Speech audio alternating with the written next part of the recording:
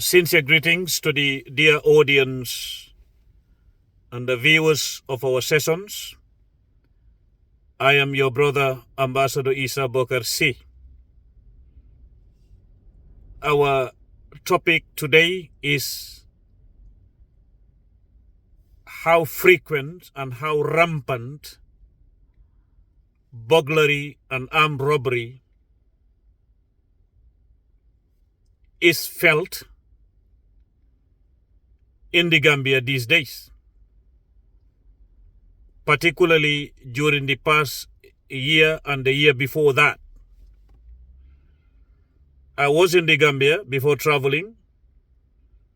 I've lived through it and I know about it practically. Definitely, I have worked with the security sector also. But one thing I want to make clear here, I will stand in defense of the securities apparatus, be it the police or the army, particularly the police, and then to be more precise, anti-crime unit.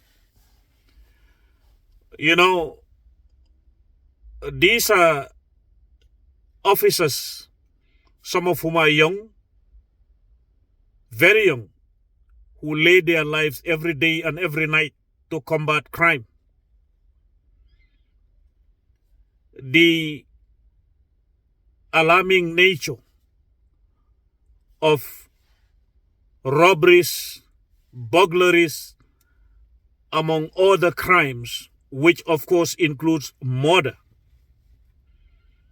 remains a cause for concern. However, if you have it as a coin, you flip the coin. If the head is to be security to be maintained, crime to be prevented, crime to be curbed, then the tail on the other side should be the efforts within the courthouse or the justice system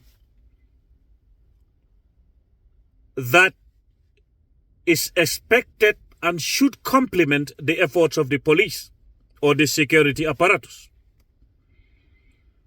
The honest truth is, I have worked with the security when I was on the ground before traveling again.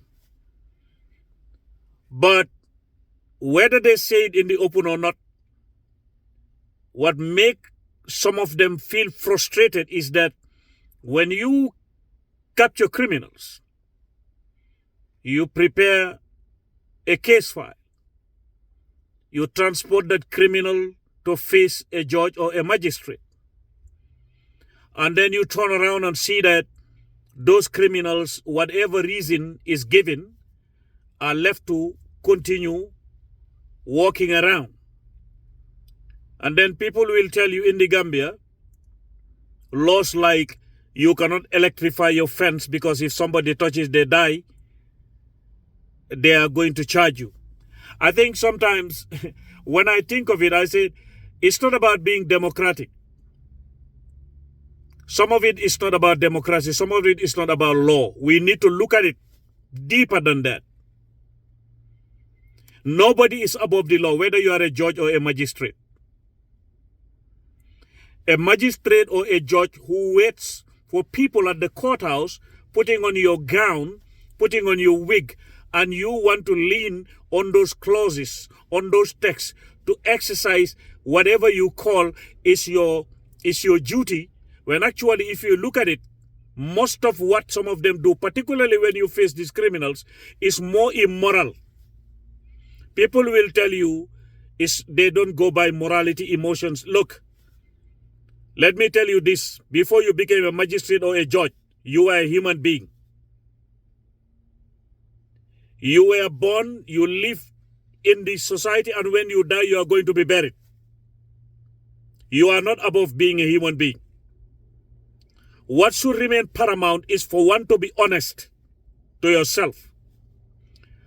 The society needs to know that the threats we face, including murder from criminals, should not be blamed only on the police or sometimes the politicians, but these magistrates and judges also we need to talk to them. We need to remind them that they are not magistrates of sheep, goats, fish, vegetation. They are magistrates and judges of human beings. You see, if dictatorship is to be felt between the weak, the gown, and the law book, I don't think that is the kind of person that I would respect if you are in a courthouse or or calling yourself a magistrate or a judge. Okay? The strictness that is to be applied on other people, I think it fits more to be applied on criminals who are walking around, killing people. Burglary is rampant. Armed robbery is rampant. Even if the police are very active also, the people who are within the justice system should sit down, organize themselves, review these things and see how they can make it possible to be harsher. Because it's like the victims are the ones who face this. I mean, the tense faces of judges, the tense faces of magistrates, when actually the criminal is somehow protected, and people will tell you that is the law. Which law? Laws are not self-made. When society changes, law changes. That's it. Isn't it why we have, sometimes there is what they call state of siege, there is what they call a state of emergency and all that? What brings that? It's because the mood of society has changed. Now, one has to be very serious in this thing. We cannot continue blaming the police. There is no country where the police can stand at the door of every citizen. But if sanctions are not applied when people commit crimes, whether they are crimes related to embezzlement, mismanagement or not. But today we are talking about burglary, we are talking about armed robbery, we are talking about murder cases.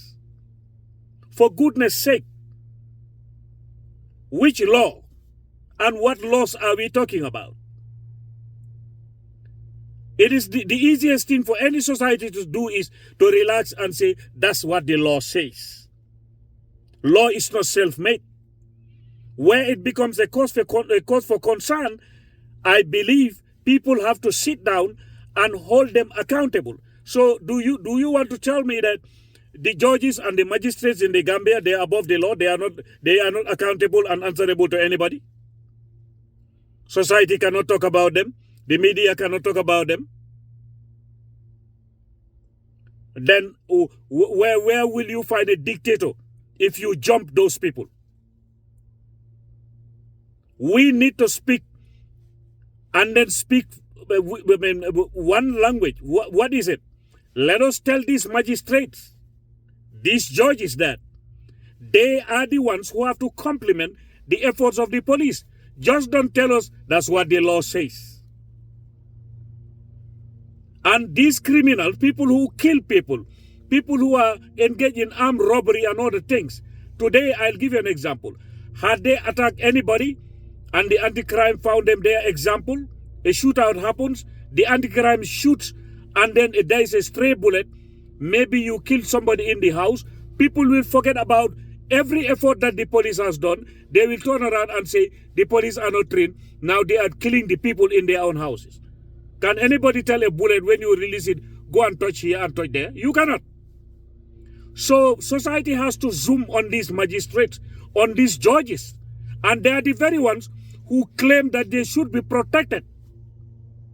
You are asking to be protected at your houses, in your offices, but at the same time, the people who are vulnerable, who are being attacked by armed robbers and everybody, you will go to the courthouse and try to say that you are being somebody who respects the law. Which law? When society changes, law changes. That is it. These armed robbers, the law is not meant to protect armed robbers. It's not meant to protect burglary. It's not meant to protect murderers. No. So look at yourselves. complement the efforts of the police too. If not, people will stop blaming the police, because most people are pointing fingers at the police and the army. But they are doing their best with all these limited resources. I've worked with them. And up to today, in fact, I'm working with some of them where it is necessary to help. But these magistrates and these judges also, particularly the magistrates, people should take them to task. The government should take them to task.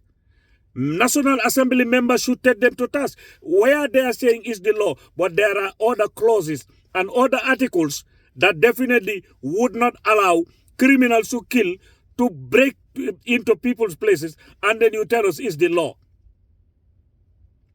You ask for bails here and there. Look at yourselves and be realistic. Be honest to yourselves. The law is there, but that law is not self-made. It is made to protect us, not to go against us. The law is not made to be singing lullaby to criminals, to killers, to murderers, to people engaged in burglary and armed robbery. No. I'm not going to blame the police or the politicians. The judges and the magistrates, stop telling us that this is the law. We know about the law. Like I say, some of us did not come there, put on a gown and a wig. But had we wanted to, it will take us quickly to study law and pass the bar. But a new sonal.